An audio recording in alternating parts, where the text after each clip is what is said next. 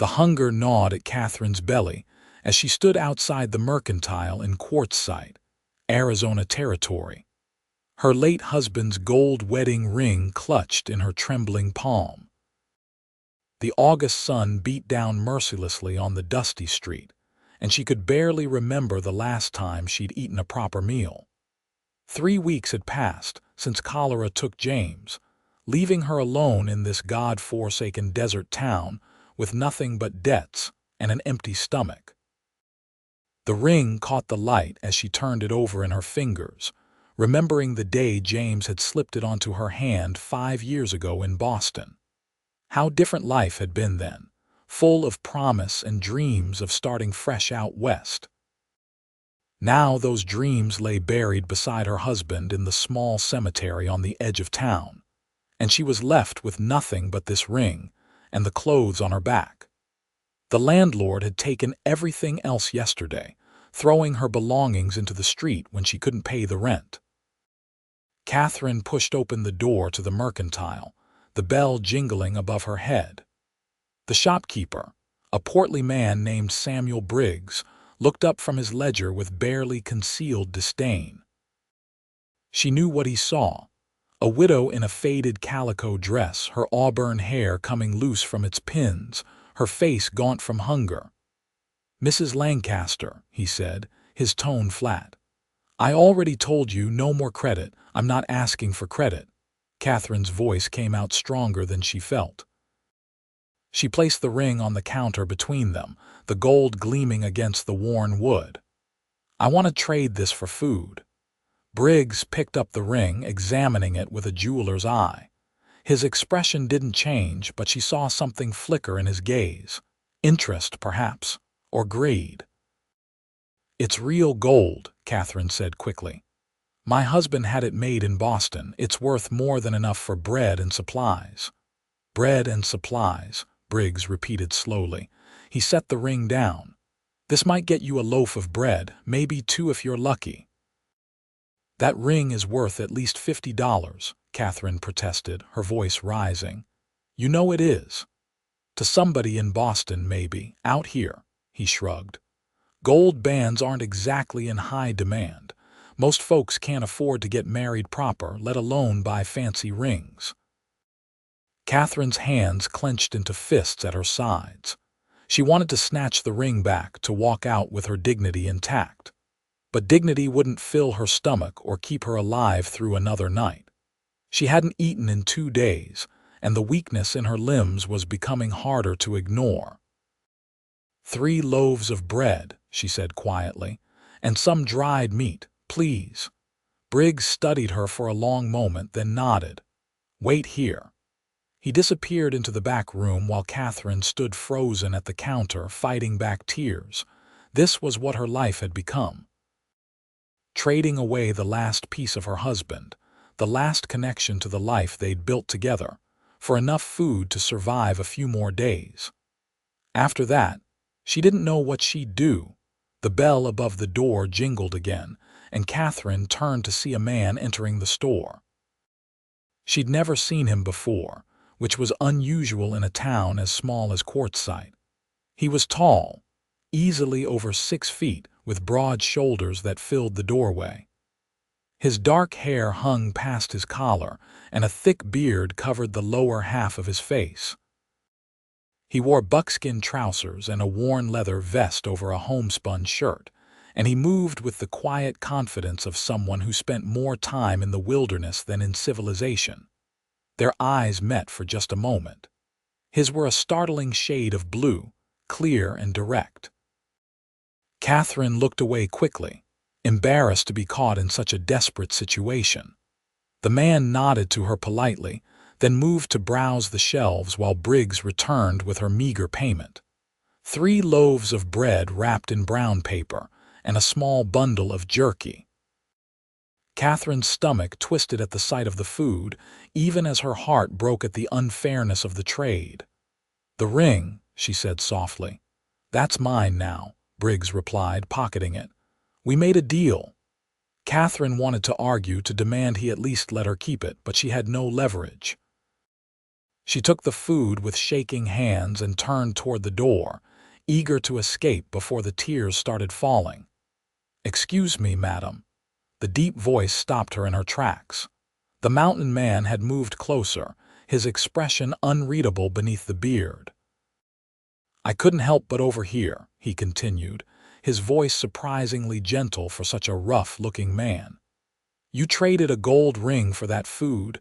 Katherine lifted her chin, trying to maintain some semblance of pride. "That's right. It's none of your concern." "Briggs, let me see that ring," the man said, turning to the shopkeeper. "Now hold on, that's my property now. I'll buy it from you." The man pulled a leather pouch from his belt and set it on the counter with a heavy clink. "Fair price." Briggs's eyes widened at the sight of the gold coins spilling from the pouch. His greedy fingers reached for the ring without hesitation, sliding it across the counter toward the stranger. "Please," Katherine said, stepping forward. "That ring, it belonged to my husband. If you're going to buy it, let me earn it back from you somehow. I can cook, I can clean, I can—" "Madam," the man interrupted, his blue eyes finding hers again. "This ring means something to you." It wasn't a question, but Katherine nodded anyway, fresh tears threatening to spill. He picked up the ring, examining it briefly, then held it out to her. "Then it should stay with you." Katherine stared at him, confused. "I don't understand. You just paid for it. Consider it a gift." He pressed the ring into her palm, his calloused fingers warm against her skin. No one should have to trade away their memories for bread. The tears came then, hot and unstoppable. Katherine closed her fingers around the ring, holding it to her chest as she struggled to compose herself. "Thank you," she whispered. "Thank you so much. But I can't just accept this. Please, let me repay you somehow." The man was quiet for a moment, studying her with those penetrating blue eyes. "You look like you could use more than 3 loaves of bread and some jerky," he said finally. "When's the last time you had a proper meal?" Katherine's face flushed with embarrassment. "I'm managing fine." "That wasn't what I asked." She looked down at her worn shoes. "2 days ago, but I'll be all right now with this food." "Briggs," the man said, turning back to the shopkeeper. "I need flour, sugar, salt, coffee, beans, bacon, and whatever vegetables you've got that haven't shriveled up in this heat.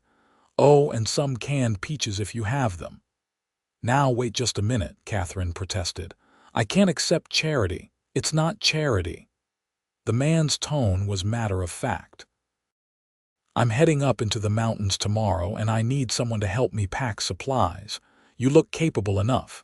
Consider this an advance on your wages." It was obvious lie, a kindness disguised as business, but Katherine was too hungry and desperate to refuse. "1 day's work, that's right. You help me get my supplies sorted and packed, and we're even." Katherine studied his face, looking for any sign of ulterior motives, but she found only a calm steadiness. Something in his demeanor made her feel safe, despite his wild appearance. "All right," she agreed. 1 day's work." The man paid Briggs for the supplies, which the shopkeeper began gathering with considerably more enthusiasm than he'd shown Katherine. While they waited, the stranger extended his hand to her. "Name's Vincent O'Brien," he said. "Most folks call me Vince." Katherine shook his hand, noting the strength in his grip. "Katherine Lancaster. People used to call me Kate before." She trailed off, not wanting to finish that sentence. "Before your husband passed," Vince said quietly. "I'm sorry for your loss, Mrs. Lancaster. How did you know?" He gestured to the ring still clutched in her other hand. "Widow trading her wedding ring for food. Doesn't take much figuring." Katherine slipped the ring onto her finger where it belonged. The familiar weight brought both comfort and pain. "Cholera took him 3 weeks ago. We'd only been in quartzsite for 2 months. That's a hard thing," Vince said. "This town's not kind to those on their own. I'm discovering that." Katherine watched as Briggs piled supplies on the counter. "Where are you from, Mr. O'Brien? You don't look like you spend much time in towns." "Call me Vince." "And you're right, I don't. I've got a cabin up in the mountains about 3 days north of here. I come down to Quartzsite twice a year for supplies and to trade my furs." "You're a trapper," he nodded. "Among other things, I hunt, trap, do some prospecting when the mood strikes. It's a solitary life, but it suits me." "Don't you get lonely?" The question slipped out before Katherine could stop it. "I'm sorry, that's too personal. It's all right." Vince's expression softened slightly. "Sometimes, I suppose, but I've never been much for crowds. The mountains are peaceful. Honest. You always know where you stand with nature." Briggs finished gathering the supplies, and Vince paid him with more gold coins from his pouch. Katherine wondered how a mountain man came to have so much gold. Prospecting, probably, though he didn't seem the type to brag about it. "Where are you staying, Mrs. Lancaster?" Vince asked as they carried the supplies out of the mercantile. "I'll need to know where to collect you in the morning." Katherine's face burned with shame. "I don't exactly have a place at the moment. The landlord evicted me yesterday." Vince stopped in the middle of the dusty street, turning to look at her. "You're telling me you've been sleeping rough, just for one night. I found a spot behind the livery stable that was relatively sheltered." He muttered something under his breath that sounded like a curse. "That's not safe. This town gets rough after dark, especially around the saloons." "I didn't have much choice in the matter." Vince was quiet for a moment, clearly thinking. "There's a boarding house on the east side of town, run by a woman named Martha Davies. She's decent folk. I'll get you a room there for the night." "You've already done too much," Katherine protested, though the thought of sleeping in a real bed nearly made her weep with relief. "I can't accept any more from you. You're working for me now, remember? Can't have my employee collapsing from exhaustion. It wouldn't be good for business." The slight twinkle in his eye told her he was joking, trying to make this easier for her pride. Katherine found herself smiling despite everything. "You're a terrible liar, Vince O'Brien. So I've been told." He shifted the supplies in his arms. "Come on, let's get you settled before dark."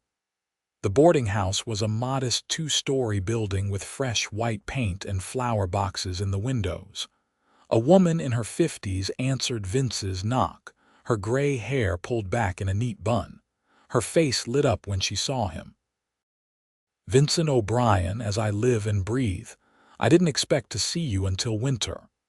"Hello, Martha. I decided to come down early this year. This is Katherine Lancaster. She needs a room for the night." Martha's sharp eyes took in Katherine's appearance, missing nothing. "Of course, dear. I've got a room on the 2nd floor that should suit you nicely. Come in, come in." The interior of the boarding house was clean and welcoming, with lace curtains and the smell of fresh bread wafting from the kitchen. Katherine's mouth watered involuntarily. "Have you eaten, Mrs. Lancaster?" Martha asked kindly. "I was just about to prepare some food," Katherine said, clutching her parcels from the mercantile. "Nonsense. You look half-starved. I've got stew on the stove and plenty to share. Vincent, you'll stay for dinner too." "I wouldn't want to impose," Vince said, but Martha was already ushering them both toward the dining room. "You saved my nephew from drowning in that flash flood last year. I'll be cooking you dinners for the rest of your life and still not repay that debt. Now sit down, both of you." Katherine found herself seated at a long wooden table while Martha bustled about, ladling generous portions of beef stew into bowls. The smell alone was enough to make her dizzy with hunger.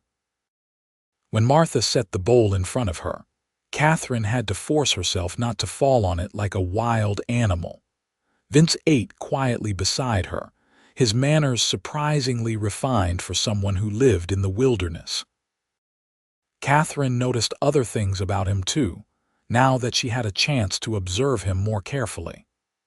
The weathered quality of his skin spoke to years spent outdoors, but there was an intelligence in his eyes that suggested education.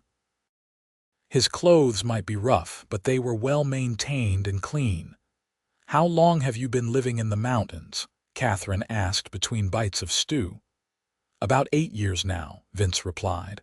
"I came west after the war looking for something different. The war." Katherine set down her spoon. "You fought in the war," he nodded slowly. 3 years with the Union Army, saw more than enough killing to last a lifetime. When it was over, I couldn't go back to my old life in Pennsylvania. Everything felt too small, too crowded. So I kept moving west until I found a place that felt like home. Katherine understood that need to escape, to find somewhere new where the past couldn't follow. "Is that why you prefer solitude? Because of what you saw?" "Partially." Vince took a sip of coffee. "But also because I never did fit in with regular society. Too quiet, too serious. People found me strange." "I don't find you strange," Katherine said, then felt her cheeks heat at the boldness of the statement. "I mean, you've been nothing but kind to me. That's just common decency, Mrs. Lancaster. Nothing special about that. You'd be surprised how uncommon common decency has become." Katherine pushed her empty bowl away, feeling more human than she had in days. "In Boston, I knew dozens of people who would have walked right past me on the street without a second glance. Here, I've experienced the same. You're the first person who's treated me like I matter since James died." Martha returned to clear their plates, clucking sympathetically. "This town can be hard on widows. Too many men, not enough law. You did right by her, Vincent." "Just trying to help where I can," Vince said, looking slightly uncomfortable with the praise. After dinner, Martha showed Katherine to her room on the second floor. It was small but clean, with a real bed covered in a patchwork quilt and a window that looked out over the desert. Katherine set her meager belongings on the dresser, arranging the food Vince had bought alongside the items she'd traded for. She sat on the edge of the bed, looking down at the ring on her finger. The gold caught the lamplight, reminding her of everything she'd lost. James had been a good man, if not particularly strong or suited to frontier life. He'd been a clerk back in Boston, used to indoor work and regular hours.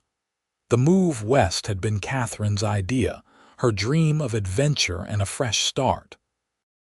Now James was dead because of that dream, and she was alone in a harsh land that had no mercy for the weak or unprepared. A soft knock at the door interrupted her thoughts.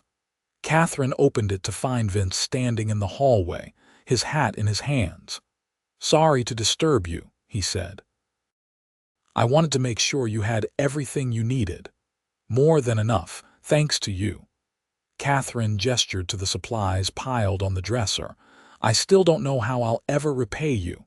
You don't owe me anything, Mrs. Lancaster.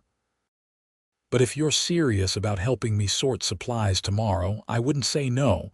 I'm not the most organized person when it comes to packing." Katherine smiled.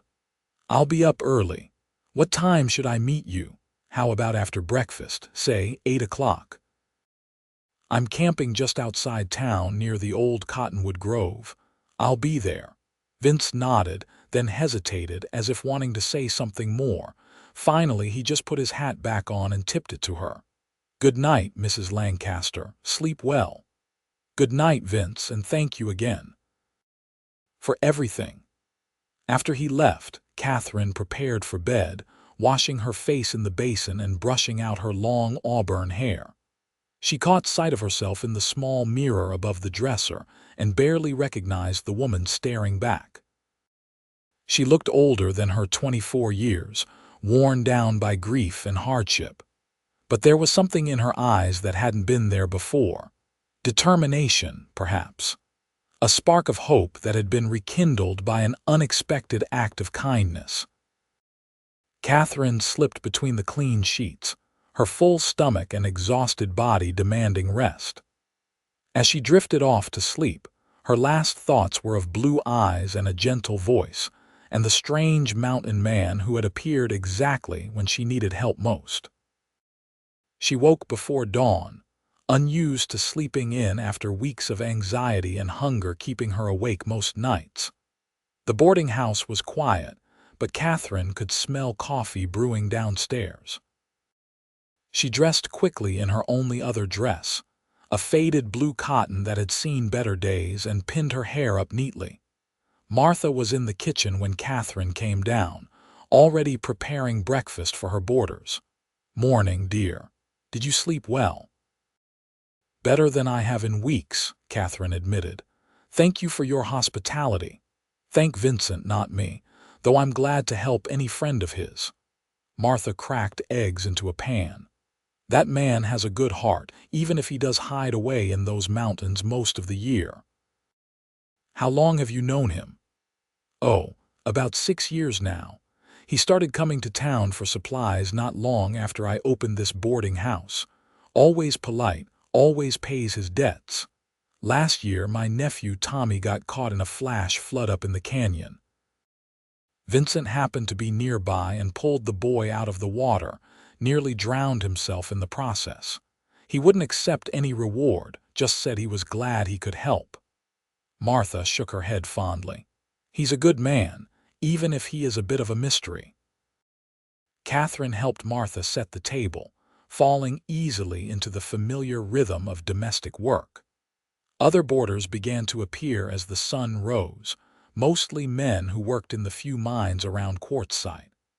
They eyed Katherine with curiosity, but were polite enough under Martha's watchful gaze.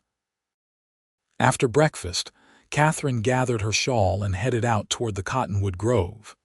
The morning air was already warm, promising another scorching day.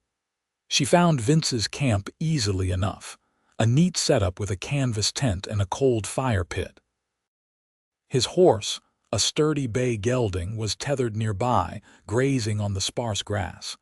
Vince was packing supplies into leather panniers when Katherine arrived.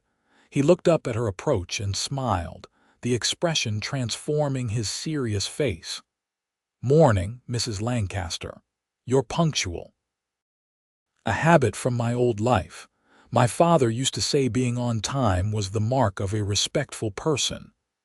Katherine surveyed the chaos of supplies scattered around the campsite. "Where would you like me to start?" For the next several hours, they worked together organizing and packing Vince's provisions.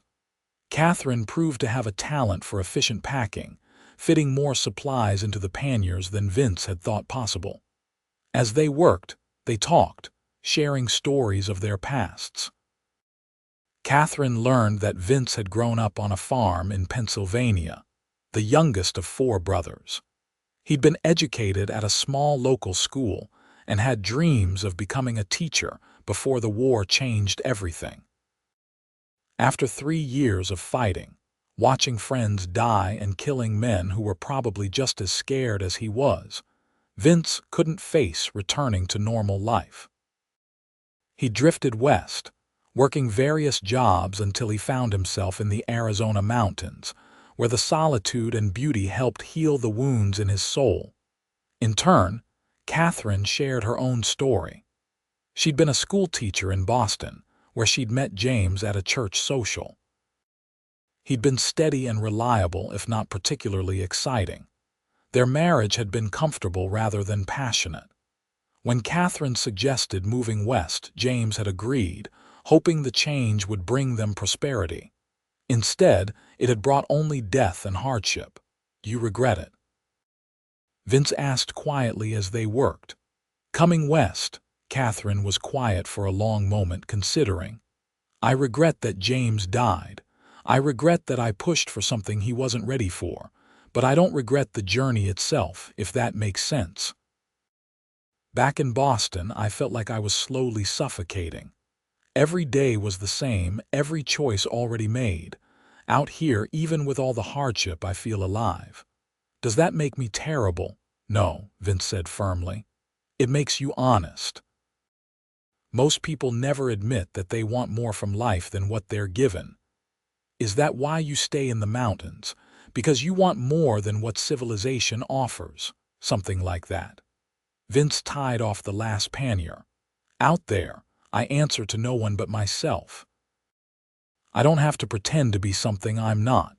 I can just exist without judgment or expectations. Katherine understood that feeling more than she could express. Since James's death, she'd felt the weight of everyone's expectations, that she should mourn properly, act appropriately, eventually find another husband to take care of her. The idea of just existing, of living life on her own terms, was incredibly appealing. By midday, all the supplies were packed and ready. Vince's horse was loaded with enough provisions to last several months in the mountains. Katherine stood back, admiring their handiwork, and felt a strange pang of disappointment that their time together was ending. "Well," she said, trying to keep her voice light, "I suppose that fulfills my end of our bargain." Vince looked at the packed supplies, then at Katherine. "I suppose it does. You did good work, Mrs. Lancaster, better than I could have managed on my own. It was the least I could do." Katherine twisted the ring on her finger, a nervous habit she'd developed. "When will you be back in town?" "Not until winter, probably.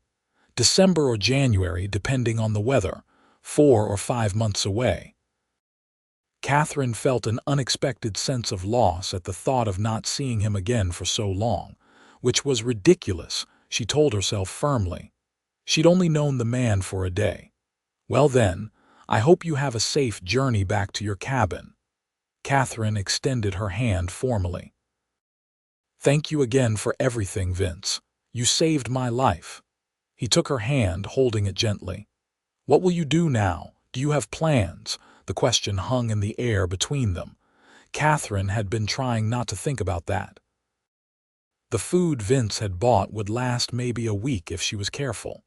After that, she'd be right back where she started, with no money, no prospects, and no one to help her.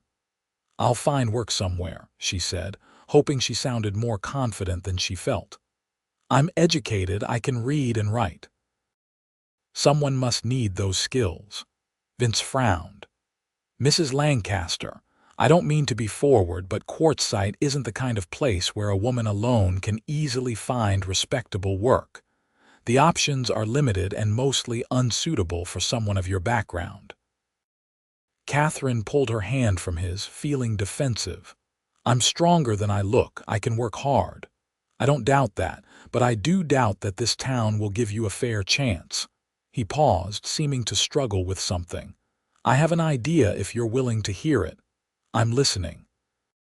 "Come with me, to the mountains." Katherine stared at him, certain she'd misheard. "What?" "Come with me to my cabin," Vince repeated, speaking quickly now as if he needed to get the words out before he lost his nerve. "You said yourself you felt alive out here, away from civilization's restrictions. I've got more than enough room, and I could use help with the daily tasks. Cooking, preserving food for winter, that sort of thing. In exchange, you'd have shelter, food, and safety. It would just be practical, separate accommodations, of course, nothing improper." "You're asking me to live with you in the wilderness." Katherine's voice came out higher than intended. "I know it sounds strange, but think about it practically. You need somewhere to go, somewhere safe. I'm offering that. And honestly," he added, his voice softening, "I think you'd be happier up there than stuck in this town, scraping by and fighting for survival every day." Katherine's mind raced. It was an outrageous proposition, completely improper by every standard she'd been raised with. Unmarried women didn't go off to live with unmarried men in isolated cabins. It would ruin what little reputation she had left. But then again, what reputation did she have? She was a penniless widow who'd been evicted and nearly starved. The good people of Quartzsite had already shown they had no interest in helping her, and Vince was right about her options here being limited and grim. "I don't know," she said finally. "It's a big decision." "Of course it is. I'm not asking for an answer right now." Vince pulled a small piece of paper and a pencil from his pocket, scribbling something down. "I'm going to be in town until tomorrow morning. If you decide you want to come with me, meet me here at dawn. If you don't show up, I'll understand." He pressed the paper into her hand. It was a simple map showing the location of his camp. "Either way," Vince continued, "the supplies I bought yesterday are yours to keep. Consider them payment for your help today." Katherine looked down at the map, then back at Vince. His blue eyes were steady and honest, showing no hint of deception or ulterior motives. If anything, he looked almost nervous, as if he regretted making such a bold offer. "Why are you doing this?" Katherine asked. "You don't even know me." Vince was quiet for a moment, considering his answer carefully. "Yesterday, when I walked into that mercantile and saw you trading away something precious just to survive, it reminded me of something my mother used to say. She said the measure of a person isn't what they do when things are easy, but what they do when they're desperate. You could have begged or stolen or sold yourself, but instead you kept your dignity and traded away your memories. That took courage." He paused, looking out at the desert horizon. "And maybe because I know what it's like to feel lost and alone. After the war, I was in a dark place. If people hadn't shown me kindness when I needed it most, I don't know where I'd be now. Maybe dead. So I try to pay that forward when I can." Katherine felt tears prickling her eyes again. "You're a good man, Vincent O'Brien." "I'm just a man, Mrs. Lancaster, no better or worse than most, but I try to do right when I can." He picked up his horse's reins. "Think about my offer. Whatever you decide, I wish you well." Katherine watched him lead his horse back toward his camp, her thoughts in turmoil. She walked slowly back to the boarding house, the map clutched in her hand. Martha was in the parlor, mending a shirt. She looked up when Katherine entered, her experienced eyes reading the confusion on the younger woman's face. "He made you an offer, didn't he?" Martha said. Katherine sank into a chair. "How did you know? Vincent's a good man, but he's lonely. Anyone with eyes can see that. And you're a woman who needs help. It makes sense he'd try to find a solution that helps you both." Martha set down her mending. "The question is, what are you going to do about it?" "I don't know. It's completely improper. What would people think?" "Dear girl," Martha said gently, "you're living behind a livery stable and trading wedding rings for bread. I think propriety is a luxury you can't afford right now." Katherine laughed despite herself. "That's a harsh truth." "The harsh truth is that this territory is brutal for women alone. You've got 3 options as I see it. Find a man to marry quickly, take work that will destroy your spirit, or accept Vincent's offer." Martha leaned forward. "Now, I can't tell you what to do, but I can tell you that Vincent O'Brien is one of the most honorable men I've ever met. If he says he'll keep things proper and take care of you, he will. He's not the type to take advantage. But living alone with a man in the wilderness, I'd be completely at his mercy. You're already at the mercy of this town, and you've seen how little mercy it has." Martha picked up her mending again. "Sometimes, dear, you have to choose the risk that gives you the best chance at a real life, not just survival." Katherine spent the rest of the day wrestling with her decision. She walked through Quartzsite, looking at it with fresh eyes. The saloons were already filling up, even though it was barely afternoon. Rough-looking men loitered on corners, and the few women she saw were either hardened prostitutes or exhausted wives with too many children clinging to their skirts. She stopped by the general store, where a hand-written sign in the window advertised for a washerwoman. Katherine went inside to inquire, but the owner, a different man than Briggs, looked her up and down and quoted a wage so low it wouldn't even cover rent in the cheapest boarding house. When she hesitated, he shrugged and said there were plenty of other women desperate enough to take it. At the edge of town, Katherine found herself at the small cemetery where James was buried. His grave was marked with a simple wooden cross that was already starting to weather. She knelt beside it, running her fingers over the carved letters of his name. "I don't know what to do, James," she whispered. "Part of me feels like I should stay here, close to you. Like leaving would be abandoning you all over again, but I can't survive here. This place will grind me down until there's nothing left." The desert wind whispered through the scrub brush, offering no answers. Katherine closed her eyes, trying to remember James's face clearly, but already the details were fading. She remembered his kindness, his steady nature, but she couldn't quite recall the exact shade of his eyes or the sound of his laugh. "I think you'd want me to live, not just survive," Katherine continued. "You always said I was too adventurous for Boston, that I needed wide, open spaces. Maybe this is what you meant. Maybe this is the life I was supposed to find all along." She stayed there until the sun began to set, painting the desert in shades of orange and gold. Finally, Katherine stood, brushing dust from her skirts. "I'll always love you," she told the grave. "But I have to let you go now. I have to choose to live." Back at the boarding house, Katherine packed her few belongings into a small bag. She included the food Vince had bought, her extra dress, and a few personal items. The ring stayed on her finger, a reminder of her past, but no longer a chain holding her to it. She tried to sleep, but found herself awake most of the night, alternating between excitement and terror at what she was about to do. By the time the first light of dawn crept through her window, Katherine was already dressed and ready. Martha was awake, as Katherine had expected. The older woman pressed a bundle into her hands. "Some food for your journey," Martha said, "and a few other supplies you might need. There's also a letter in there. If things don't work out or if you ever need help, send word and I'll do what I can." Katherine hugged her tightly. "Thank you for your kindness. Take care of yourself, dear, and take care of Vincent too. He acts tough, but he's got a soft heart under all that wilderness living." The walk to Vince's camp seemed both endless and too short. Katherine's heart pounded with each step, aware that she was making a choice that would change her life forever.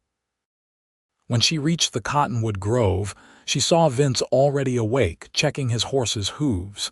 He looked up at her approach and something in his expression shifted. Relief, maybe, or gladness.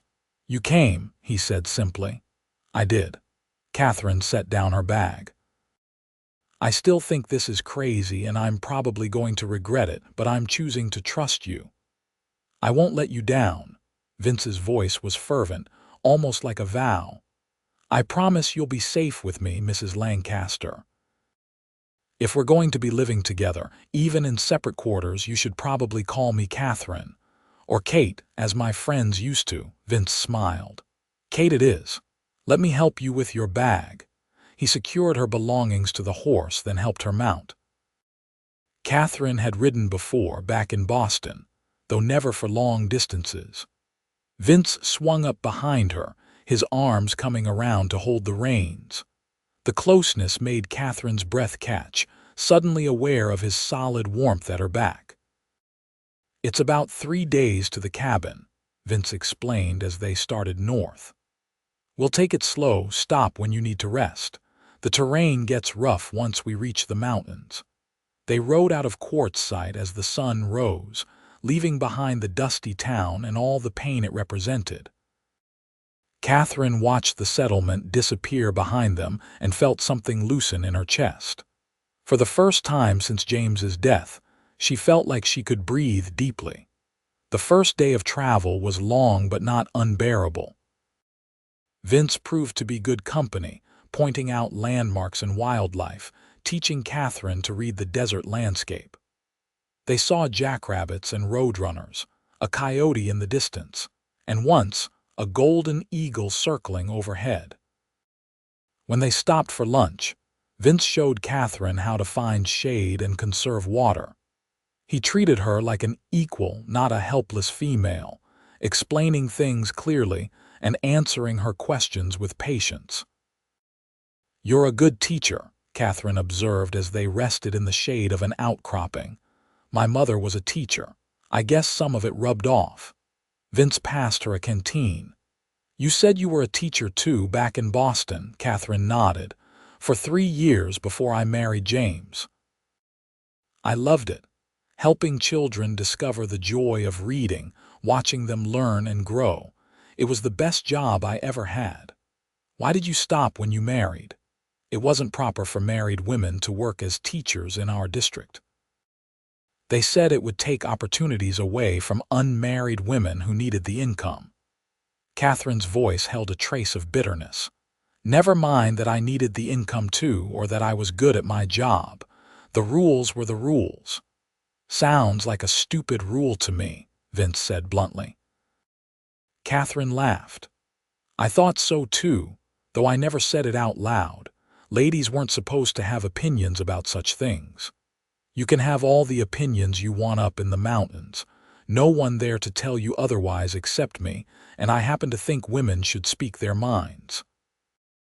They traveled until the heat of the day forced them to stop and make camp. Vince set up a simple shelter using canvas stretched between poles, creating shade for them both. Katherine helped where she could, learning quickly under his instruction. That night, they sat around a small fire eating beans and bacon that Vince cooked in a cast iron skillet. The stars overhead were brilliant, unsoftened by any town lights. Katherine had never seen so many stars. "It's beautiful," she breathed, staring up at the Milky Way stretching across the sky. "Wait until you see the view from the cabin," Vince said. "On clear nights you can see all the way to forever." Katherine pulled her shawl tighter against the cooling air. "Tell me about your cabin. What's it like?" Vince's face softened as he talked about his home. The cabin was built into the side of a mountain, protected from the worst weather by rock outcroppings. It had 2 rooms, both with proper wood floors and a stone fireplace that heated efficiently. There was a creek nearby for water and forest full of game. In summer, wildflowers covered the meadows, and in winter, the snow turned everything pristine and white. "It sounds like paradise," Katherine said wistfully. "It's not easy living," Vince warned. "The work is hard and the isolation can be difficult. Winters are long and sometimes brutal. But yes, it's the closest to paradise I've found. I'm not afraid of hard work, and right now, isolation sounds wonderful. I'm tired of people looking at me with either pity or contempt." Vince studied her across the fire. "You're stronger than you give yourself credit for, Kate. Most people would have broken under what you've been through." "I did break," Katherine admitted. "I was ready to give up completely. You saved me from that. You saved yourself, I just gave you another option." That night, Katherine slept under the stars for the first time in her life, wrapped in a blanket Vince provided. She listened to the unfamiliar sounds of the desert night, the distant howl of coyotes and the whisper of wind through sage. Despite the strangeness of it all, she felt safe. Vince was keeping watch nearby, and somehow she trusted that he would protect her. The second day brought them into rougher terrain as they climbed into the foothills. The desert gradually gave way to scrub pine and juniper. The air grew cooler, fresher. Katherine's body ached from the unaccustomed riding, but she refused to complain. Around midday, they stopped to water the horse at a small spring. While Vince tended to the animal, Katherine explored the area, marveling at the change in landscape. There were actual trees here, not many, but enough to provide real shade. "Careful where you step," Vince called out. "Rattlesnakes like to sun themselves on the rocks." Katherine froze, suddenly aware of how much danger surrounded her. This wasn't Boston, where the biggest threat was stepping in horse manure. Out here, everything from the wildlife to the weather to the terrain itself could kill her. I don't know enough, she said, frustration creeping into her voice. About surviving out here, I mean. What if I do something stupid and get hurt? Vince walked over to her. That's why I'm here, to teach you what you need to know. You'll learn, Kate. You're smart and observant. Give yourself time. What if there isn't time? What if I make a mistake before I learn? Then I'll be there to help you fix it. His voice was calm, reassuring. You're not alone anymore. Remember that. The simple statement brought tears to Katherine's eyes. She hadn't realized how much she needed to hear those words. For weeks, she'd been completely alone, struggling with grief and survival with no one to turn to. Having someone say, "You're not alone," was like a balm to her wounded soul. "Thank you," she whispered. Vince cleared his throat, looking uncomfortable with her emotion. "We should keep moving. Want to make it to the canyon by nightfall." They rode through the afternoon, climbing steadily higher. Katherine watched the landscape transform around them, becoming greener and more alive. They passed through groves of pine that filled the air with their sharp, clean scent. Birds she couldn't name called from the branches. As the sun began to set, they entered a narrow canyon with steep walls that glowed red in the fading light. Vince guided the horse carefully along a trail that Katherine would never have noticed on her own. "This is my favorite campsite," he said as they emerged into a small clearing beside a stream, protected from wind, fresh water, and good hunting nearby. While Vince set up camp, Katherine knelt beside the stream, splashing cool water on her face and neck. The sound of running water was soothing after 2 days of desert silence. She could see fish darting in the shallows, and for the first time in months, she felt something like peace. That evening, Vince showed her how to catch fish using a line and hook he kept in his pack. Katherine proved surprisingly adept at it, pulling 3 nice-sized trout from the stream while Vince caught 4 more. He cleaned them expertly and cooked them over the fire, seasoned with wild herbs he gathered from the canyon. "This is the best meal I've had in months," Katherine said, savoring the fresh fish. "Fresh food tastes better when you've caught it yourself," Vince agreed. "Up at the cabin we'll have even better. There's deer, elk, rabbit, turkey, berries in summer, nuts in fall. If you know where to look, the land provides. You really love it up there, don't you?" "I do." Vince poked at the fire with a stick. "I know it's strange, choosing to live away from people, but I've never felt like I belonged in civilization. Too many rules that don't make sense, too much noise and chaos. In the mountains, everything is clear. The challenges are real and honest." Katherine understood that feeling more than she could express. "I think I've been looking for a place where I belong my whole life. Boston wasn't it. Quartzsite definitely wasn't it. Maybe the mountains will be." "Maybe," Vince said quietly. "I hope so."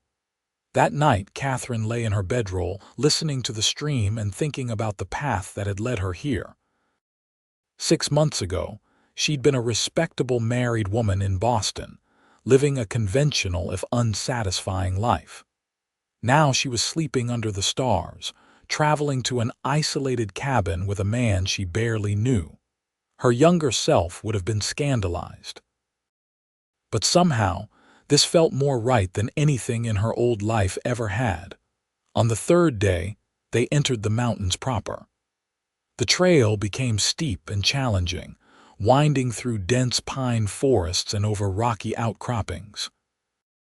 Katherine clung to Vince as the horse navigated the difficult terrain, trusting in his skill and the animal's sure-footedness.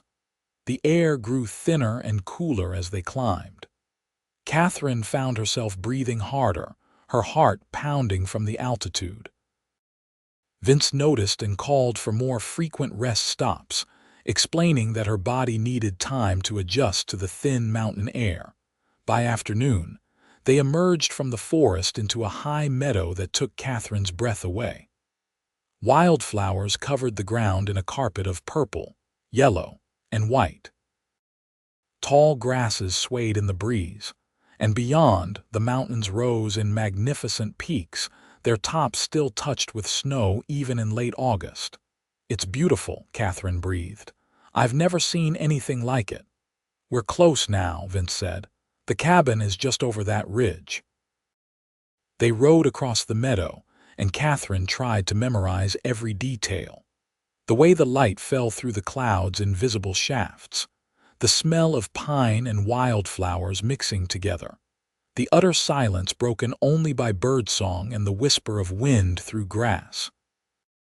This was a different world from anything she'd known, wild and untamed and impossibly beautiful.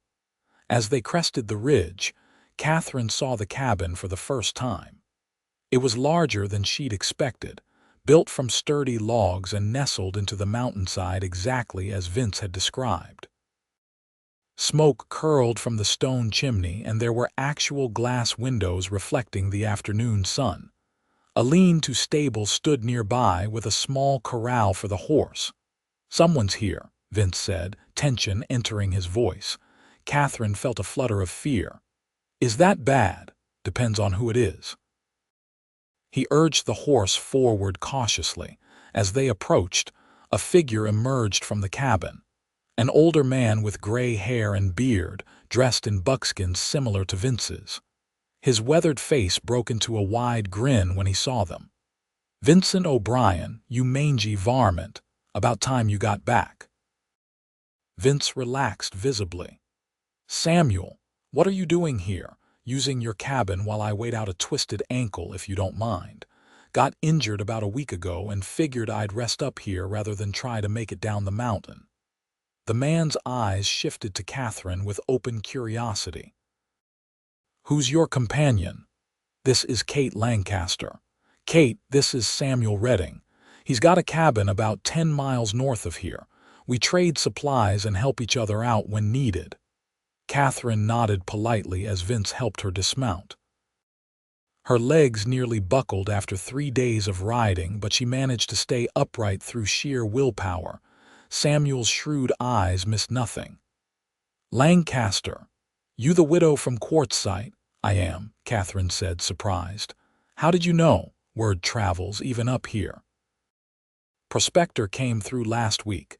Said there was a widow in town trading her wedding ring for bread. Shame what happened to your husband." Samuel's expression softened with genuine sympathy.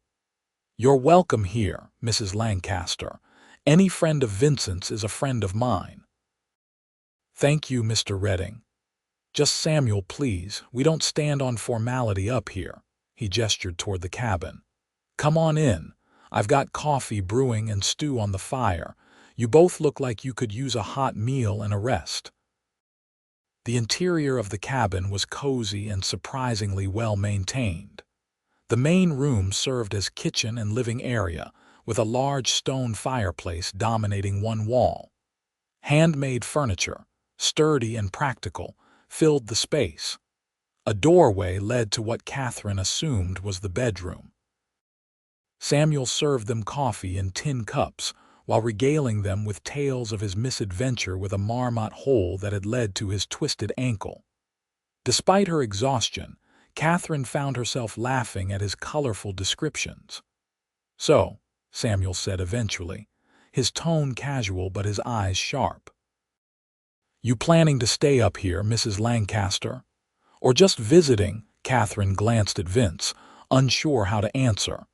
They hadn't discussed what exactly to tell people about their arrangement. "Kate's going to stay at the cabin," Vince said firmly. "She'll have the bedroom. I'll take the main room like I have been." Samuel's eyebrows rose. "That's so. Well, that'll give the gossips something to chew on when I get back down to civilization." "I don't care what people say," Vince replied. "Kate needed help and I had space to offer. That's all there is to it." "If you say so." Samuel didn't look convinced, but he didn't push the matter. "Well, Mrs. Lancaster, welcome to mountain living. It's a hard life, but a good one, and you couldn't ask for a better neighbor than Vincent here. He's odd as a 3-legged cat, but he's dependable." "So I'm discovering," Katherine said, smiling at Vince. Samuel stayed for dinner, then insisted on riding out despite the late hour, saying his ankle was healed enough and he'd rather sleep in his own bed. After he left, Vince showed Katherine around the cabin properly. The bedroom was small but comfortable, with a real bed covered in quilts and furs. There was a trunk for storage and hooks on the wall for hanging clothes. A small window looked out over the mountain peaks. "I know it's not fancy," Vince said, standing awkwardly in the doorway. "But it's warm and dry. I can make improvements if you need anything." "It's perfect," Katherine said honestly. Compared to sleeping behind a livery stable or in a drafty boarding house, this room was luxury. "Thank you, Vince, for all of this." "I'm glad you're here," he said simply.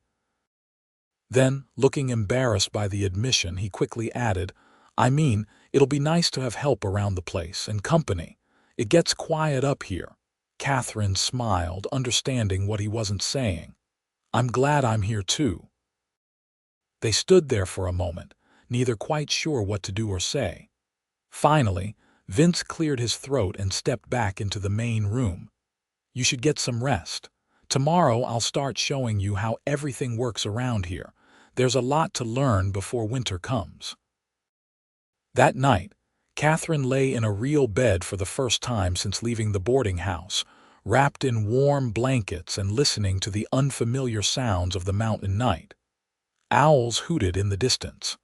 Wind sighed through the pines. And from the main room, she could hear the occasional creak of floorboards as Vince moved around, settling in for the night. She touched the ring on her finger, thinking about the journey that had brought her here. James would have hated this place, she realized. He would have found it too rough, too isolated, too different from the civilized life he'd known. But Katherine loved it already. The beauty, the wildness, the freedom from society's expectations and judgments, and if she was honest with herself, she was drawn to the man in the other room. Vince O'Brien, with his quiet strength and unexpected kindness. The way he treated her as an equal, not a burden or a helpless female. The gentle patience he showed when teaching her new things. It was too soon, she told herself firmly. James had only been dead for a month. She shouldn't be thinking about another man, especially not in that way. What she felt was probably just gratitude, nothing more. But as she drifted off to sleep, Katherine couldn't help but remember the warmth of Vince's arms around her as they rode, the steadiness of his presence, the way his blue eyes softened when he looked at her. The next weeks fell into a comfortable rhythm. Each day, Vince taught Katherine something new about mountain living. She learned to chop wood, though her first attempts were clumsy and inefficient. She learned to recognize edible plants and which ones to avoid. She learned to preserve meat by smoking and salting, to tan hides, to make soap from animal fat and lye. The work was hard, harder than anything Katherine had done in her old life. Her hands blistered and her muscles ached. But there was satisfaction in learning these skills, in becoming capable and self-sufficient. And Vince was an excellent teacher, patient and encouraging, never making her feel stupid when she made mistakes. They fell into an easy companionship, talking while they worked, sharing stories and thoughts. Katherine learned more about Vince's time in the war, the horrors he'd witnessed and the friends he'd lost. She understood better now why he sought solitude and peace in these mountains. In turn, she shared more about her marriage to James, the loneliness she'd felt even when they were together, the dreams she'd had to set aside when she became a wife. "I always wanted to travel," she confessed one afternoon while they picked berries together. To see the ocean, the desert, the mountains, to experience different places and ways of living. But James wanted stability and routine. He thought my restlessness was childish. "It's not childish to want to experience life," Vince said. "That's what makes you human." "Do you ever miss Pennsylvania? Your family? Vince was quiet for a moment, dropping berries into his basket. "Sometimes I miss my mother. She was a good woman, understood me better than anyone. She died while I was away at war. By the time I got the letter, she'd been buried for 3 months." His voice was heavy with old grief. "My brothers and I never got along well. They thought I was strange, too quiet and serious. After Ma died, there was nothing keeping me back there." Katherine reached out without thinking, touching his arm gently. "I'm sorry. Losing your mother must have been terrible." It was. Vince covered her hand with his briefly before pulling away. "But that's the way of things. People die, life goes on. All we can do is make the most of the time we have." As September arrived, the days began to shorten and the nights grew colder. Vince became more focused on preparations for winter, explaining that they needed to stockpile enough firewood, food, and supplies to last through months of heavy snow. Katherine threw herself into the work, determined to pull her weight. She learned to shoot Vince's rifle, though her aim was terrible at first. She practiced every day until she could consistently hit targets, knowing that being able to hunt might mean the difference between eating and starving. One morning in late September, Katherine woke to find the world transformed. Snow had fallen during the night, covering everything in white. She stood at the window, mesmerized by the beauty of it. "First snow of the season," Vince said from the doorway. "It'll melt by afternoon, but it's a warning. Heavy snows will come soon." "It's beautiful," Katherine breathed. "It's deadly if you're not prepared." But Vince smiled at her wonder. "I'm glad you can see the beauty in it, though. Some people only see the danger." As the days passed, Katherine realized her feelings for Vince were deepening into something more than gratitude or friendship. She found herself watching him when he wasn't looking, admiring the capable way he moved, the thoughtful expression he wore when concentrating on a task. She valued his opinion, sought his company, felt happy when she could make him smile. It terrified her. It was too soon, too fast. She'd been married to James just months ago. What kind of woman fell for another man so quickly after her husband's death? But Katherine couldn't deny what she felt. And sometimes, she caught Vince looking at her with an expression that made her think maybe, just maybe, he felt something similar.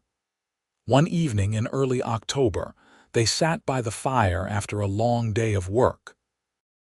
Vince was mending a leather harness while Katherine worked on knitting a scarf from wool she'd carded and spun herself under his instruction. "Can I ask you something?" Katherine said, breaking the comfortable silence. "Of course. Why did you really bring me up here? The truth." Vince's hands stilled on the leather. He didn't answer immediately, seeming to choose his words carefully. "At first it was just wanting to help," he said finally. "Seeing you in that mercantile, desperate enough to trade your wedding ring, it reminded me of how close I've been to that edge myself. I wanted to give you a choice, an option that didn't involve sacrificing your dignity or safety." And now, Katherine's heart pounded as she waited for his answer. "Now," Vince looked up, his blue eyes meeting hers across the firelight. "Now I can't imagine this cabin without you in it. You've brought life back to this place. To me. I didn't realize how lonely I was until I had someone to share things with again." Katherine set down her knitting with trembling hands. "Vince, I need to tell you something. I think I'm developing feelings for you, more than just friendship or gratitude. And I know it's too soon. I know I should still be mourning James, but I can't help how I feel." Vince stood up, crossing the room to kneel beside her chair. "Kate, I've been falling for you since the day I met you. Watching you fight for survival with such courage, seeing you adapt and grow stronger up here, learning who you really are beneath all the layers society forced on you. You're remarkable. But James has only been dead for 2 months. People would say I'm disrespecting his memory." "James is gone," Vince said gently. "I'm sorry for that, truly. But you're alive, Kate.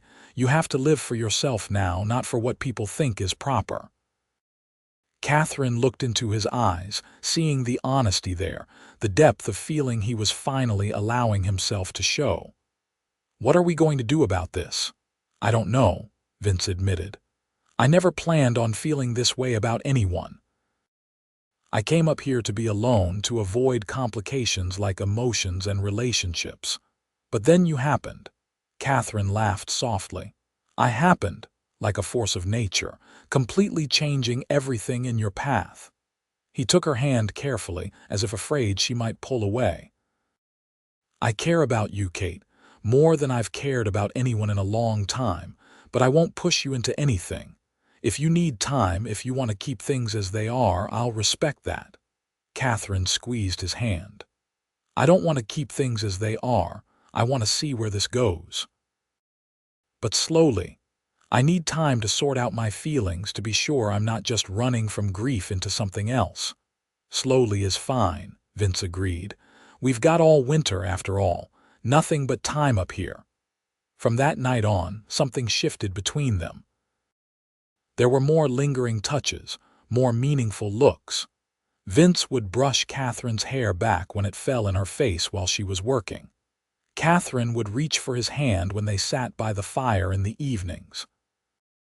They were careful not to push too fast, both aware of the need to let their relationship develop naturally. The first heavy snow came in mid-October, trapping them in the cabin for 3 days. Katherine discovered she didn't mind the isolation at all. She and Vince spent the time talking, playing cards, reading from the small collection of books he kept. They cooked together, worked on indoor projects together, and simply enjoyed each other's company.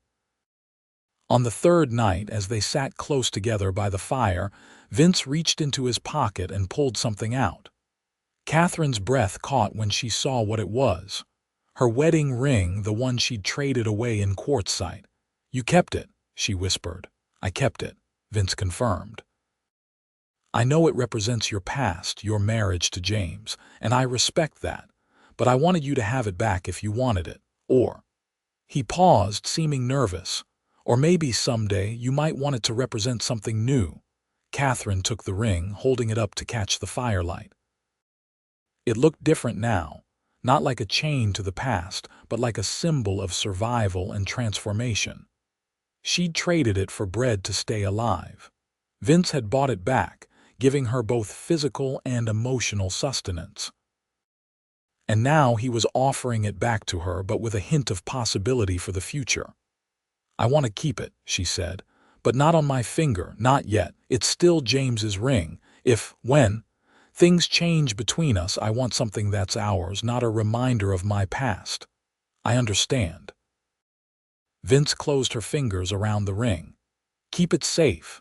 Someday, when you're ready, we can decide together what to do with it." Katherine leaned her head against his shoulder, and Vince's arm came around her, holding her close. They sat like that for a long time, watching the fire burn down to embers, both content to simply be together. Winter settled in fully as November arrived. The snow piled deep around the cabin, and the temperatures dropped well below freezing. Katherine had never experienced cold like this, but the cabin stayed warm and cozy thanks to the efficient fireplace and Vince's careful preparations. They developed routines to deal with the challenges of winter living. Every morning, Vince would break ice from the creek to get water. Katherine would prepare breakfast while he tended to the horse. They'd spend the days working on various indoor tasks, mending clothes, making tools, preparing food, maintaining their equipment. Katherine's skills improved dramatically. She could now shoot well enough to bring down rabbits and birds when the opportunity arose. She could tan a hide properly, sew leather, make candles. She'd become capable and competent in ways she never had been in her old life. More importantly, she was happy. Despite the isolation and harsh conditions, Katherine felt more herself than she ever had in Boston or Quartzsite. Up here, She could be exactly who she was without judgment or expectations. And she had Vince, whose quiet presence and steady support meant more to her with each passing day. Their relationship continued to deepen slowly throughout the winter. There were stolen kisses by the fire, moments of tenderness and growing intimacy. But Vince never pushed for more, respecting Catherine's need to take things at her own pace. One evening in December, as they celebrated Christmas with a special dinner and the exchange of small handmade gifts, Katherine realized she was ready to let go of the past completely. "I want to tell you something," she said, after they'd finished eating. Vince looked up from admiring the new mittens she'd knitted for him. "What's that?" "I'm not mourning anymore. James deserved better than what I gave him in our marriage. I wasn't fully honest with him about who I was or what I wanted. But he's gone now, and I can't change the past. What I can do is choose to live fully in the present." "What are you saying, Kate?" Katherine stood up, moving to stand in front of him. "I'm saying that I love you, Vince O'Brien, completely and honestly. I'm not running from grief or looking for security. I love you for who you are, your kindness, your strength, your gentle heart, your quiet wisdom. I love the life we've built here together, and I want that to be our future if you want the same." Vince stood too, cupping her face in his hands. "I've loved you almost from the moment we met. Watching you become who you were always meant to be has been the greatest privilege of my life. Yes, Kate, I want a future with you. I want forever with you." He kissed her then, deeply and thoroughly, and Katherine melted into his embrace. This was nothing like the dutiful kisses she'd shared with James. This was fire and passion and a connection that went soul deep. When they finally broke apart, both breathless, Vince kept his arms around her. "Marry me," he said. "Not because it's proper or expected, but because I want everyone to know you're mine and I'm yours. Because I want to build a life with you officially and completely." "Yes," Katherine breathed. "Yes, absolutely yes." Vince released her briefly to retrieve something from his pack in the corner. When he returned, he was holding her wedding ring. Katherine's breath caught as she realized what he was doing. "This ring started as a symbol of your marriage to James," Vince said softly. "You traded it for bread to survive. I bought it back because I couldn't bear to see you lose something precious. Now I want to give it back to you again, but this time as a promise of our future together." He took her left hand, sliding the ring onto her finger. "Katherine Lancaster, will you marry me? Will you be my wife, my partner, my love for whatever time we have on this earth?" Tears streamed down Katherine's face as she nodded. "Yes, yes, I'll marry you." They held each other close, both overwhelmed by the enormity of what they were promising.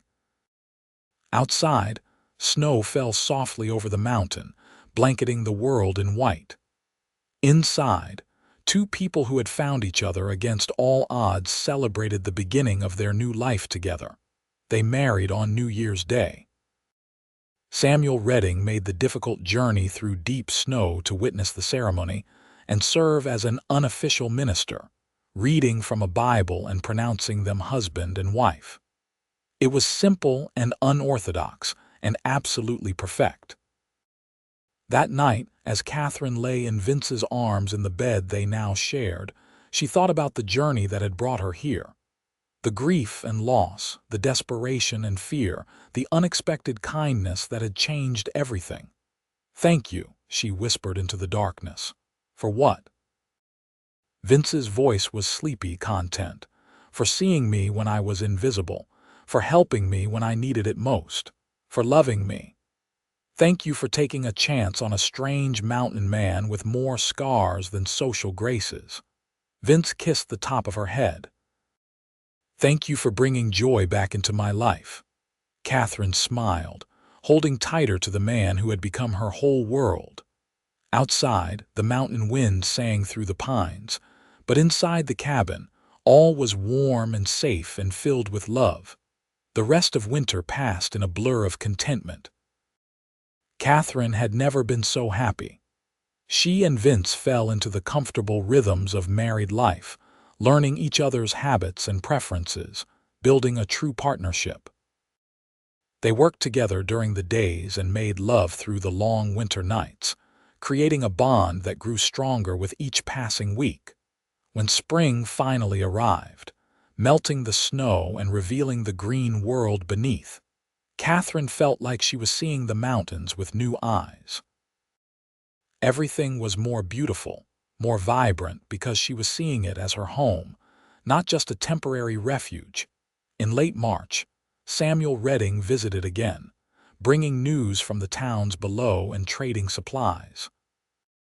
He took one look at Katherine and Vince together and shook his head with a knowing smile. "I had a feeling this would happen," he said. "You two were meant for each other from the start. Anyone with eyes could see it." "You never said anything," Katherine protested. "Wasn't my place to say." "Some things need to happen in their own time." Samuel accepted coffee from Katherine. "So, are you happy up here, Mrs. O'Brien? No regrets about leaving civilization behind?" "None at all," Katherine said firmly. "This is where I belong. I didn't know it before, but I was searching for this my whole life. This place, this freedom, this man." Samuel raised his coffee cup in a toast. "Then here's to finding where you belong. May you have long lives together, full of love and adventure." That summer, Katherine discovered she was pregnant.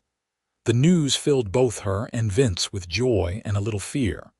They were miles from any doctor or midwife.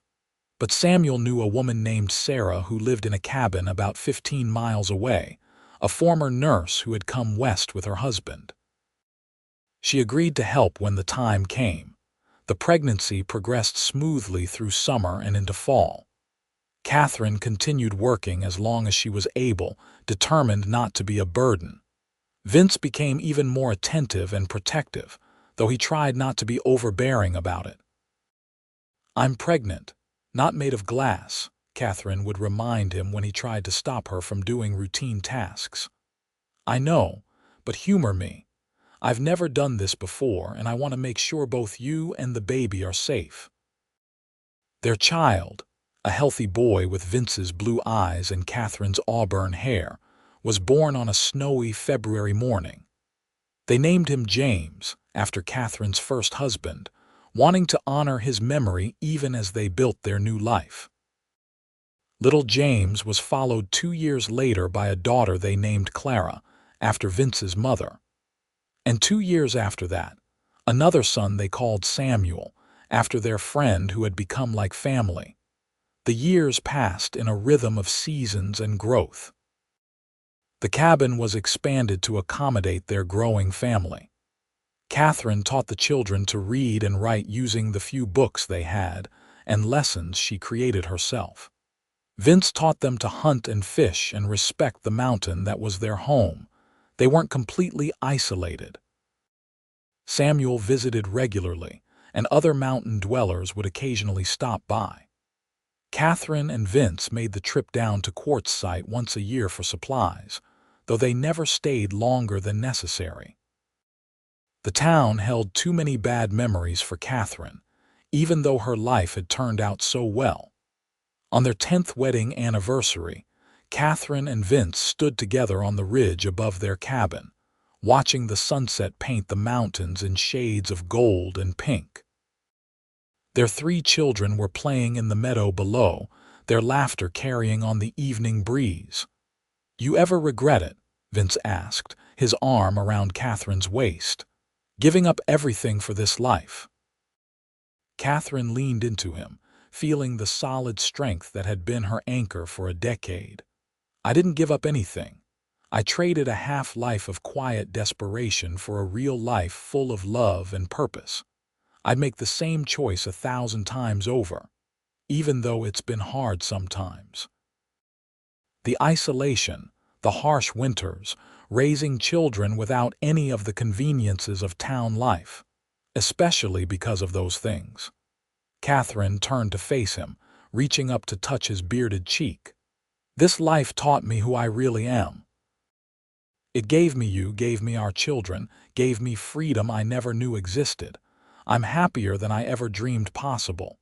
Vince pulled her close, kissing her with the same passion and tenderness he'd shown since their first kiss. "I love you, Kate, more than words can express. I love you too. Thank you for saving me that day in Quartzsite. Thank you for buying back my ring and proposing with it again. Thank you for giving me a life worth living." "You saved yourself," Vince reminded her, as he always did. "I just gave you a place to land." "Then thank you for being my soft place to land, my home, my everything." They stood together as the sun set behind the mountains, watching their children play in the gathering dusk. The ring on Catherine's finger, the one she'd traded for bread and received back as a proposal, caught the last rays of sunlight. It represented everything she'd lost and everything she'd found: death and rebirth, desperation and hope, an ending and a beginning. The years continued to pass, bringing both joys and challenges. There were harsh winters when food ran low, and they had to rely on their skills and preparations to survive. There were mild summers when the mountains exploded with life and beauty. There were moments of fear when one of the children got sick or injured, and they had to rely on their own knowledge and Sarah's occasional visits to provide care. But through it all, Katherine and Vince remained deeply in love, their bond growing stronger with each year. They worked as true partners, supporting each other through every difficulty, celebrating every triumph together. Young James grew into a strong, quiet boy much like his father, with a gift for tracking and hunting. Clara was fierce and independent, able to outshoot her brothers by the time she was 12. Little Samuel was the scholar of the family, constantly asking questions and wanting to understand how everything worked. Katherine taught them everything she could, determined that they would have education even in their isolated mountain home. She created lessons in mathematics, literature, history, and science, using the limited resources available. Vince taught them practical skills: how to read the weather, track animals, survive in the wilderness, and respect the power of nature. When James was 16, Clara 14, and Samuel 12, they had a family discussion about the children's futures. Vince and Katherine made it clear that while they loved their mountain home, they would support the children if they wanted to experience town life or pursue different opportunities. "This life isn't for everyone," Vince said, "and we want you to have choices, just like your mother did."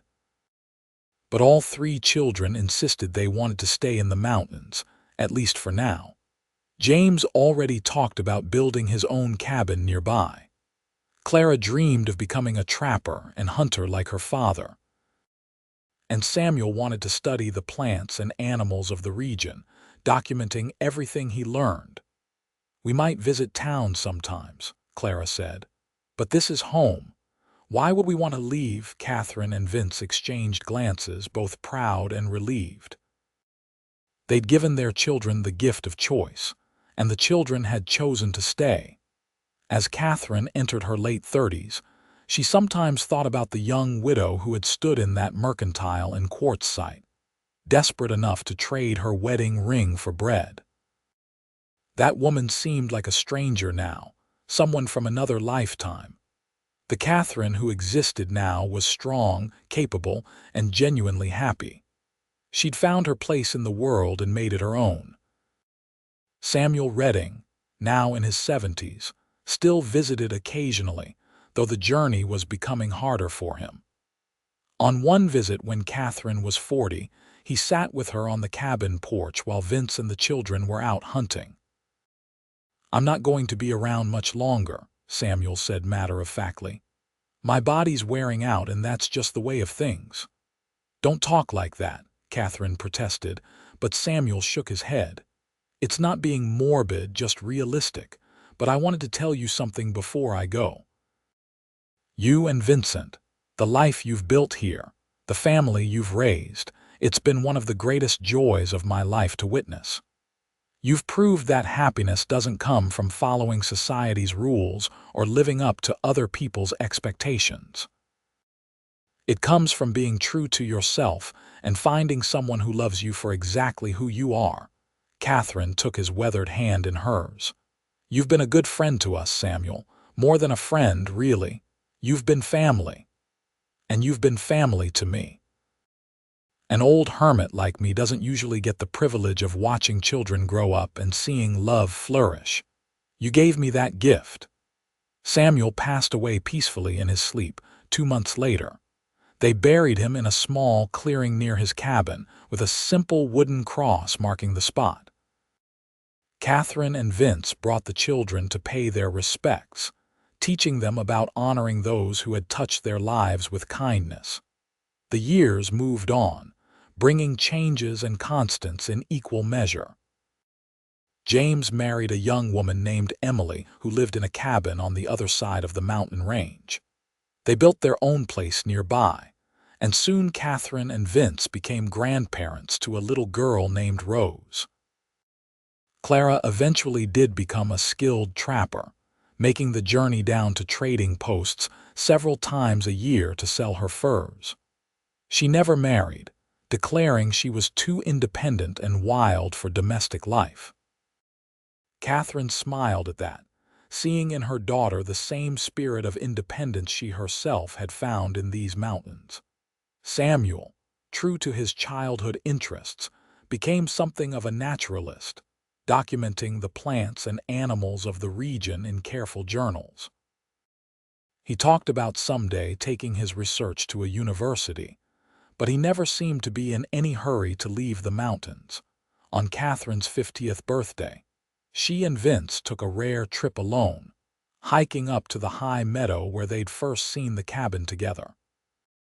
It was summer, and the wildflowers were in full bloom, just as they had been that first day.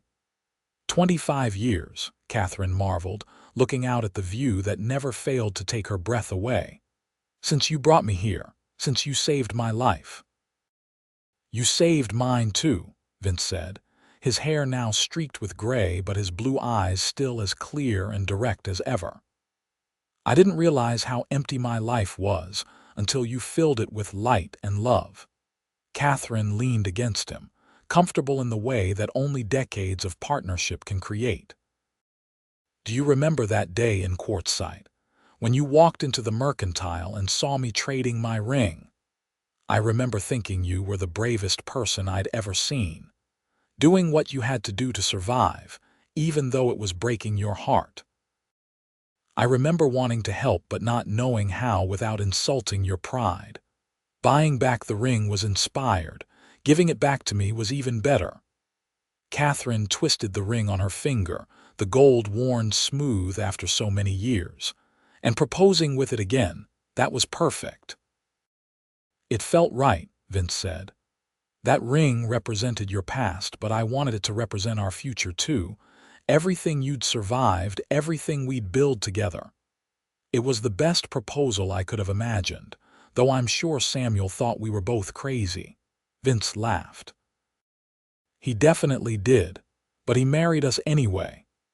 They stood in comfortable silence, watching clouds drift past the mountain peaks. In the distance, they could see smoke from James and Emily's cabin. Somewhere out there, Clara was probably checking her trap lines. Samuel would be at their cabin, working on his journals. We built a good life, Katherine said softly. Against all odds, we built something beautiful. We did, Vince agreed, and we're not done yet. We've got years left in us still. He was right. They had many more years together, watching their children grow and their grandchildren multiply. They celebrated holidays and weathered hardships. They maintained the cabin and expanded it again as more family members came to visit. Katherine continued teaching, now instructing grandchildren in reading and writing. Vince continued hunting and trapping, though he left more of the heavy work to younger family members. Together, they remained the heart of their mountain family, the foundation on which everything else was built. On their 40th anniversary, the entire family gathered at the cabin for a celebration. James and Emily were there with their 4 children. Clara came down from her high country cabin, bringing furs to trade. Samuel brought his wife Anna, whom he'd met in town 3 years earlier, along with their infant son. They feasted on venison and fresh trout, wild greens and berries, bread Katherine had baked in the outdoor oven Vince had built decades ago. As the sun set, they sat around a bonfire, sharing stories and laughter. "Tell us again how you met," Rose, now a young woman of 18, requested. "The story of Grandma's ring." Katherine smiled, looking at Vince across the fire. Even after 40 years, the sight of him still made her heart flutter. "I was desperate and alone," Katherine began, telling the familiar story. "I'd lost everything and thought I had nothing left. I walked into that mercantile ready to trade away the last thing of value I owned, just to survive another few days." "And Grandpa saved you," Rose said dreamily. "No," Katherine corrected gently. "Grandpa gave me the opportunity to save myself. He bought back something I'd lost and helped me see that I had other options. But the choice to come here to build this life, that was mine. She took a huge risk," Vince added, "coming into the mountains with a stranger, trusting that I'd keep my word about treating her with respect. She was incredibly brave, or incredibly desperate," Katherine said with a laugh. "But it worked out. The best decisions usually come from a combination of bravery and desperation," Clara observed. "Forces us to take risks we'd never take otherwise." As the evening wore on and the family gradually settled in for the night, Katherine and Vince found themselves alone by the fire again, just as they'd been on so many nights over the decades. "No regrets?" Vince asked, the question he'd posed many times over the years. "Not a single one," Katherine answered, her standard response. "Except maybe that I didn't meet you sooner." "We met exactly when we were supposed to," Vince said. "Any earlier and you wouldn't have been ready, any later and, well, I don't want to think about later." Katherine moved closer, resting her head on his shoulder. At 70 years old, she still felt beautiful when he looked at her. She still felt young when they laughed together. She still felt loved every single day. "I never knew I could be this happy," she said softly. "When I was young, I thought happiness meant security and respectability. Having a nice house and a position in society, doing what was expected. But that's not what made you happy. No. What makes me happy is this: sitting by a fire with the man I love, surrounded by the family we created, in the place we chose to call home. Being free to live life on our own terms. That's happiness." They sat together as the fire burned down to embers, just as they had on countless nights before. The mountain wind whispered through the pines, carrying the scent of wildflowers and wood smoke. Stars filled the sky above, brilliant and endless. Katherine touched the ring on her finger one more time, thinking about the incredible journey it represented, traded for bread in desperation. Bought back with kindness, given again as a proposal and a promise. This simple gold band had traveled through loss and redemption, death and rebirth, endings and new beginnings. It had brought her home. The years continued their steady march, bringing the inevitable changes that time brings to all lives. Katherine and Vince grew older, their bodies slowing but their spirits remaining strong. They spent their days much as they always had, working when they could, resting when they needed to, always together.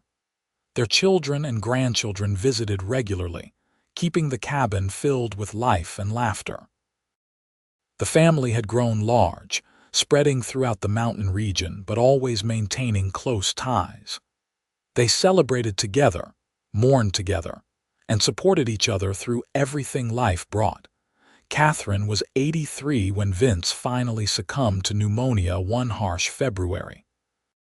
He died peacefully in their bed, holding her hand and smiling at her with those blue eyes that had captured her heart so long ago. "I love you," were his last words. "Thank you for saying yes."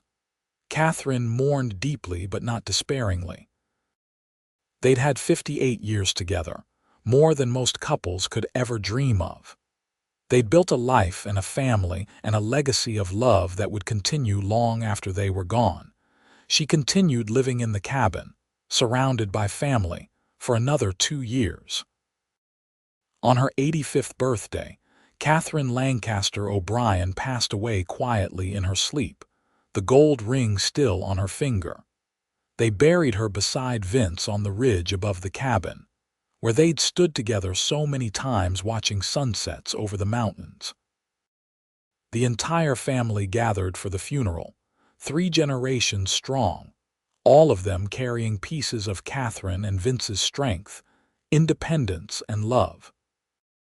Years later, Katherine's great-granddaughter Emma would find a journal Katherine had kept, documenting her life from that desperate day in Quartzsite to her final years in the mountains.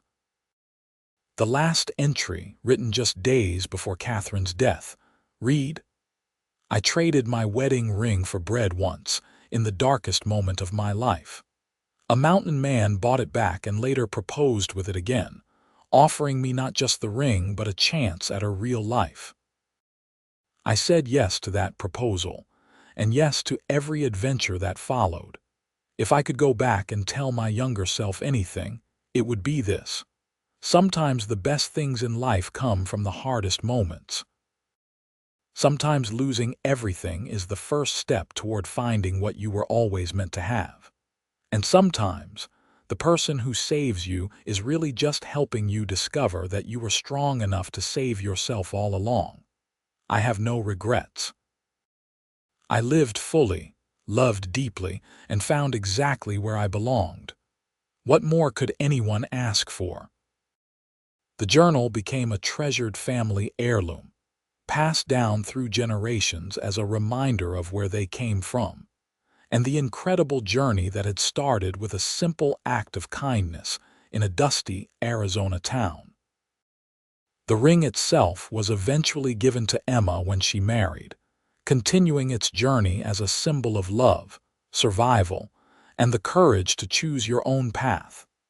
The cabin remained in the family, maintained and cherished as the place where Katherine and Vince had built their legacy.